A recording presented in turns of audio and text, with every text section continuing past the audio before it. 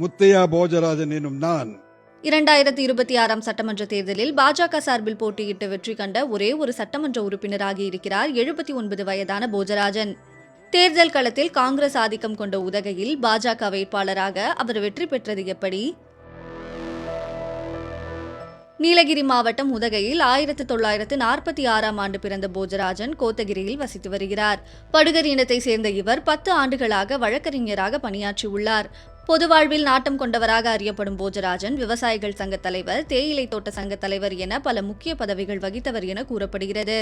தனது தந்தை முத்தையா பெயரில் நினைவு பள்ளி ஒன்றை நடத்தி வரும் அவர் அங்கு மாணவர்களுக்கு இலவசமாக சீருடை மற்றும் மதிய உணவு வழங்கி வருவதாகவும் தெரிவித்துள்ளார். மேலும் இலவச மருத்துவமனை ஒன்றையும் அவர் நடத்தி வருவதாக கூறப்படுகிறது.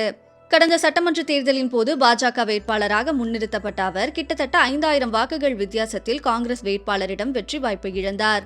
பின்னர் இம்முறை நீண்ட இழுபறிக்கு பிறகு பாஜக வேட்பாளராக அறிவிக்கப்பட்டார். 79 வயதிலும் பரபரப்புடன் பிரச்சாரத்தில் ஈடுபட்ட அவர் 976 வாக்குகள் வித்தியாசத்தில் தாவேகா வேட்பாளரை வீழ்த்தி வெற்றி கண்டுள்ளார்.